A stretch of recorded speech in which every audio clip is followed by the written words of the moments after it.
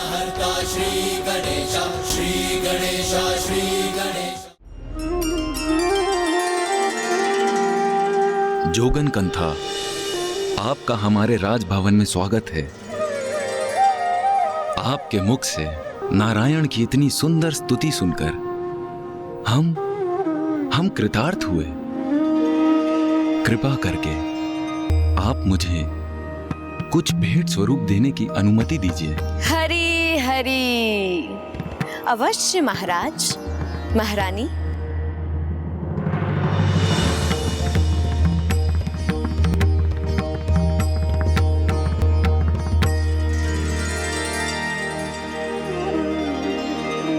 महाराज, महारानी, आपकी कन्या तो विवाह योग्य हो गई है। आप बिल्कुल उचित कह रही हैं जोगन कंथा। हमारी पुत्री पार्वती को आशीर्वाद दीजिए जिससे उसका विवाह शीघ्र संपन्न हो।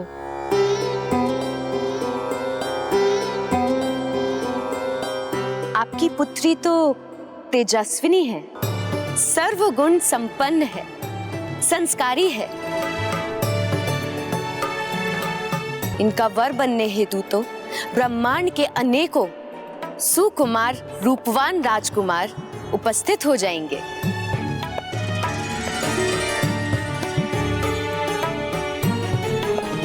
क्षमा कीजिए कंथा, किंतु मुझे उन राजकुमारों में कोई रुचि नहीं।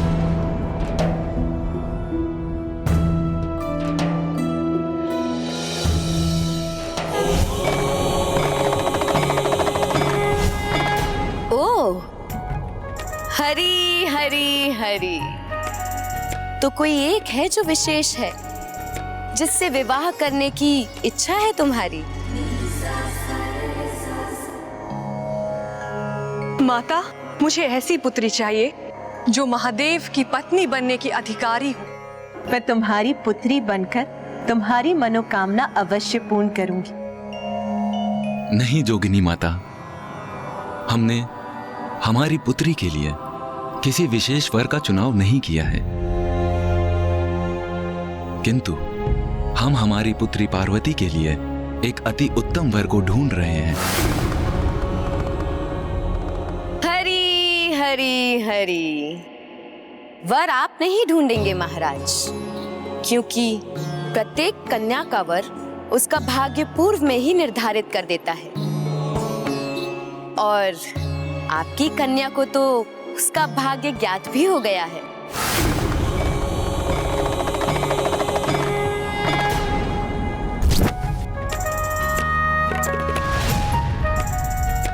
क्यों पुत्री, तुम्हारे मन में उसकी छवि है ना, जिसे तुम पति रूप में पाना चाहती हो?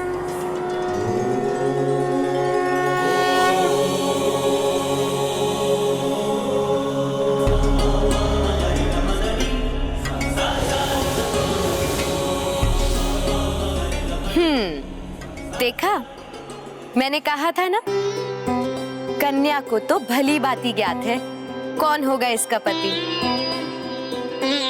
किंतु किसी अन्य को बताया नहीं कन्या ने।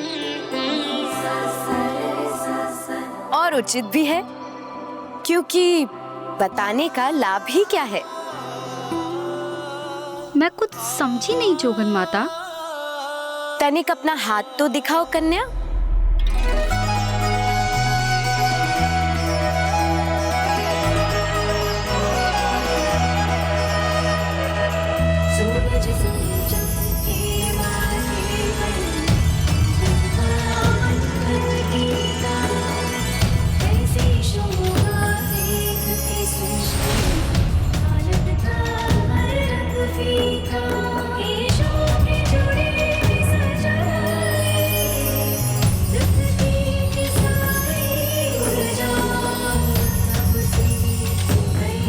ऐसा क्यों आभास हो रहा है मुझे, जैसे स्पर्श से मैं पूर्व काल से ही परिचित हूँ। ये जोगन मुझे ऐसा आभास करा रही है जैसे दीर्घ काल से ही मेरे प्रेम और समर्पण का किसी से अटूट नाता हो।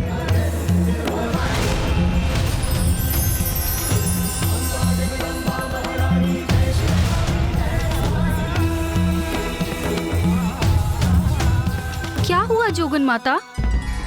वही महारानी जो मेरा अनुमान था। इतनी सरलता से अपने पति का साथ नहीं पा पाएगी कन्या।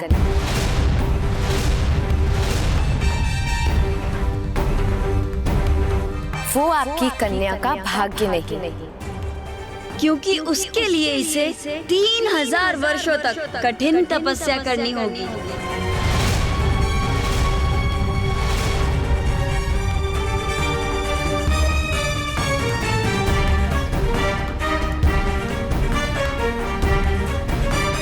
कठोर तप? जो कन्या के हृदय में वास करते हैं उन्हें कठोर तप कर प्रसन्न करना होगा, तभी विवाह होगा राजकुमारी का। ये आपको बताना मेरा दायित्व था, जो अब पूर्ण हुआ। अब मैं जाती हूँ। हरी हरी हरी।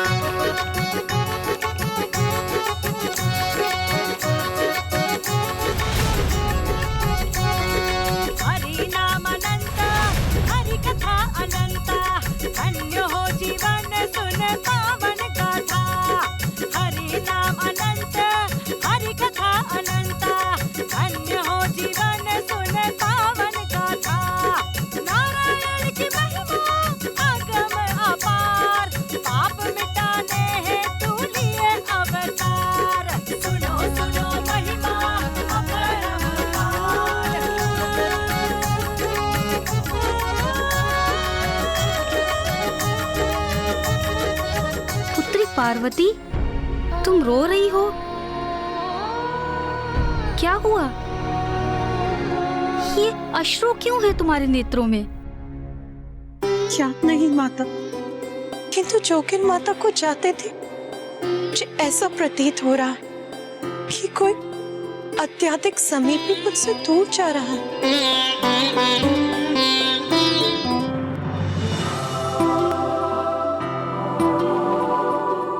जोगन माता कंथा के कथन माता पार्वती के मन में गूंज उठे थे।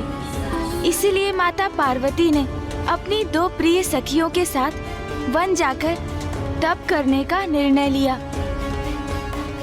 किंतु माता आदिशक्ति के इस निर्णय ने उनके माता पिता के मतों में भिन्नता ला दी।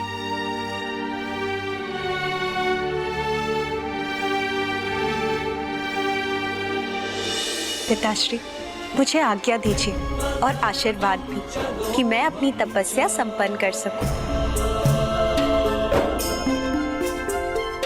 पुत्री, मैं तुम्हें रोककर तुम्हें तुम्हारे भाग्य से दूर क्यों रखूं?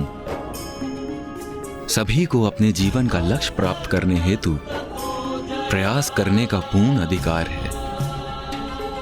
मैं तुम्हें तुम्हारे इस अधिकार से वंचित कैसे रख सकता हूं? माँ, मत जाओ पुत्री, हठ मत करो, बड़ा कठिन होता है तब। तुम एक राजकुमारी हो, बचपन से ही समस्त सुख सुविधाओं में बड़ी हुई हो। वन में तपस्या में जो कष्ट होंगे उन्हें कैसे सहन कर पाओगी तुम? वन में वन्य जीवों के मध्य कैसे रह पाओगी तुम? ऐसे निर्जन स्थान पर मैं तो अपनी पुत्री की कभी कल्पना भी नहीं कर सकती। माँ, मुझे ना ही कोई भय है और ना ही राजभवन के किसी भी सुख की कोई लालसा। और मैं ये तपस्या अपने पति को पाने के लिए ही करने जा रही हूँ। माँ, मुझे अनुमति दीजिए कि मैं ये तपस्या पूर्ण कर सकूं।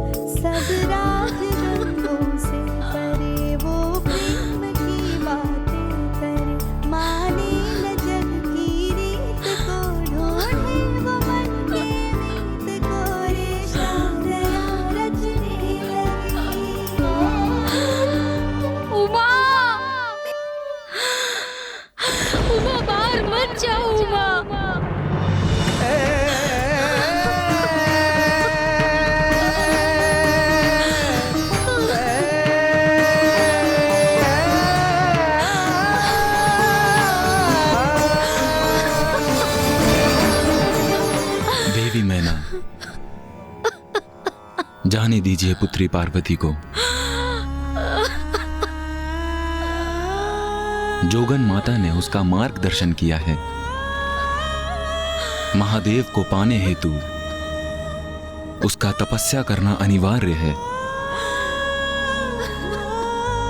तप करने से उसे अपने जीवन में लक्ष्य की प्राप्ति होगी।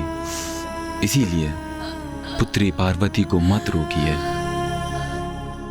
उसे अपने पथ पर अग्रसर होने दीजिए। जाओ पुत्री।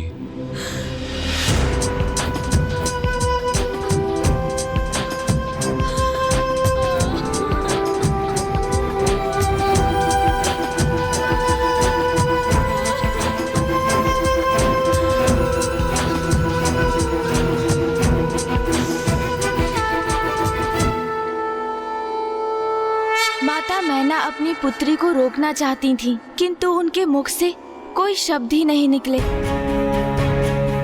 और रुदन करते समय यदि वो कुछ कह सकी तो वो था उमा, उमा अर्थात रुक जाओ।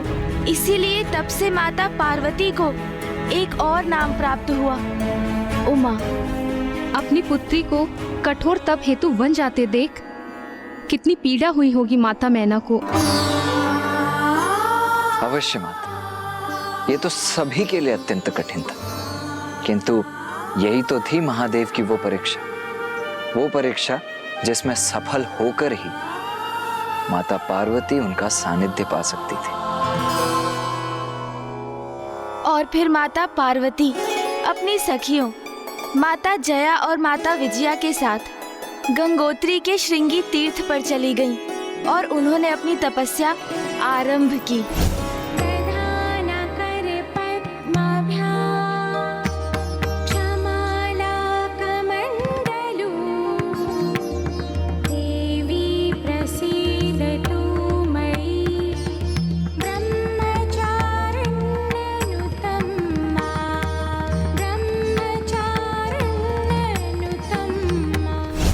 माता द्वारा महादेव का ध्यान करते ही उनके मुख से स्वतः पंचाक्षर शिव मंत्र ओम नमः शिवाय का निरंतर जाप करना आरंभ हुआ।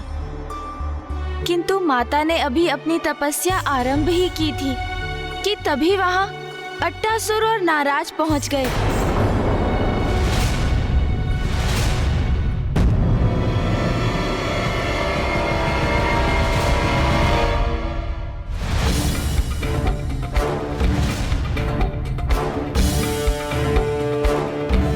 चलो विजया, पार्वती का ध्यान से उठने का समय होने वाला है। चलो चलकर उसके लिए कुछ फल ले आते हैं।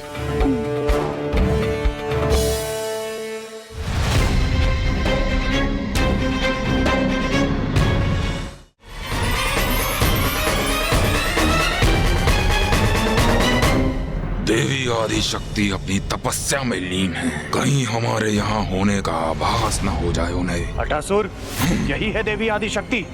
हाँ, यही है वो। कितने भीरू असुर हो तुम! एक साधारण नारी से डरते हो? साधारण नहीं, असाधारण है वो, क्योंकि मैं इनकी शक्ति का साक्षी रह चुका हूँ।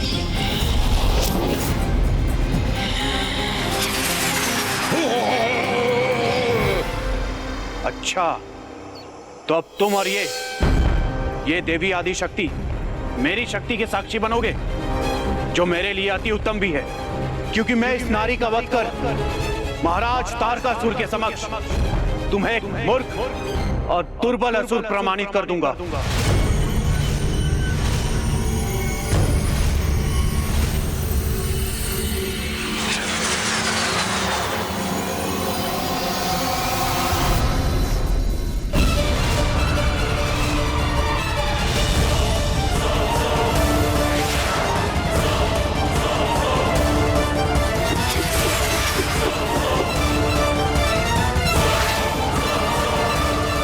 गया तो है ये विस्मयी असुर, किंतु ये लौट सकेगा अथवा नहीं ये ज्ञात नहीं मुझे।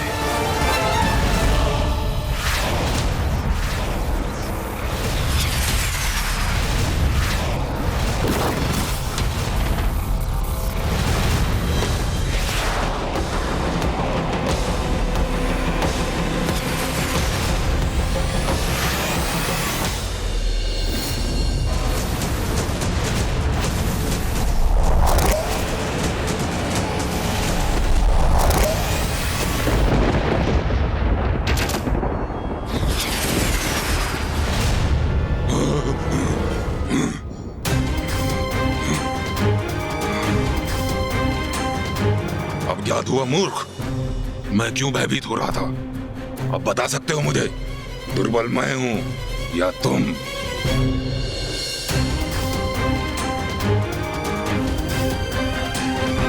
माता ने एक ही वार से तारकासुर के मायावी महायोद्धा का वध कर दिया और वो पुनः तपस्या में लीन हो गईं।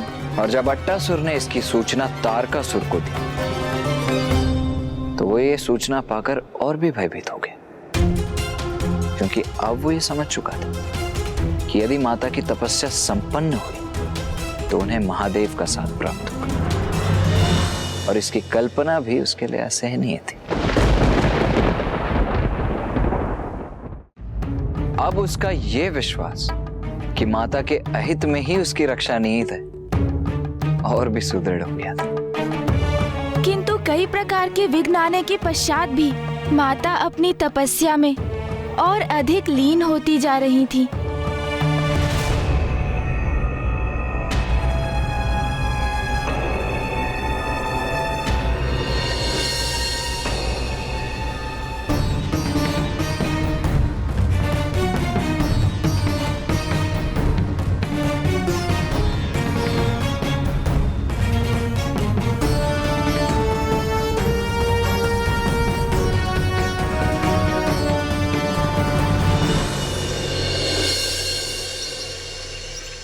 वर्षा, ग्रीष्म और शीत ऋतुएं आती जाती रहीं, किंतु माता अपने स्थान पर स्थिर पंचाक्षर शिव मंत्र का निरंतर जाप करती रहीं।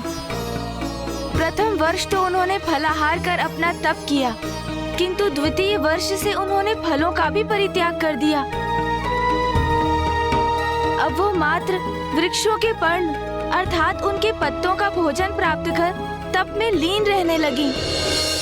और जैसे जैसे माता का तप और भी कठोर होता गया, उनके संपूर्ण व्यक्तित्व से एक प्रचंड ऊर्जा प्रस्फुटित होने लगी। इस मध्य दुष्ट तारकासुर माता की तपस्या भंग करने की मंशा से अपने अनेकों असुरों को भेजता रहा, किंतु वे बार बार असफल होते रहे। और फिर एक दिवस तारकासुर ने अपने अनुचर अट्टासुर के साथ माता के समक्ष जाने के लिए भेज दिया और एक नवीन असुर को।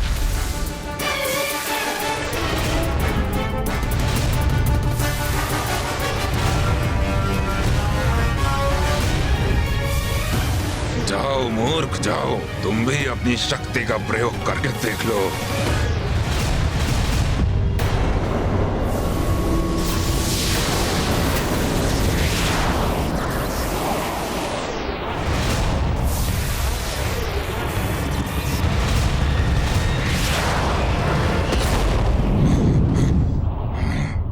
एक और मूर्ख असुर का अंत हुआ, इसकी सूचना भी दे देता हूँ महाराज तारकासुर को। माता पार्वती ने पुनः तारकासुर द्वारा भेजे असुर महायोद्धाओं का अंत कर दिया था और वो अब और भी गहरी तपस्या में जा रही थी। पार्वती, ये लो पर्ण। और फिर एक समय ऐसा भी आया जब माता ने पर्ण अर्थात पत्तों के आहार का भी परित्याग कर दिया।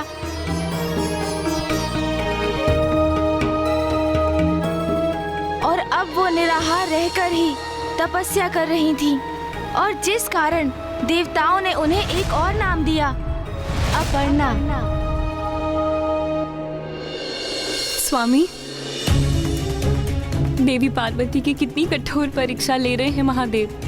हाँ प्रिय, ईश्वर की प्राप्ति का तो एक ही मार्ग है, तपस्या। और मुझे पूर्ण विश्वास है कि देवी पार्वती कठोर तप के पश्चात अपने ईश्वर को प्राप्त कर ही लेंगी।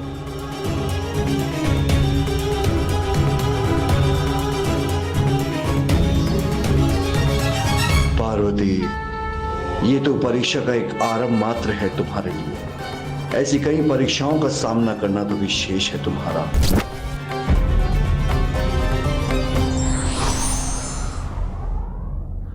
बिना श्रम और त्याग के कुछ भी प्राप्त नहीं होता।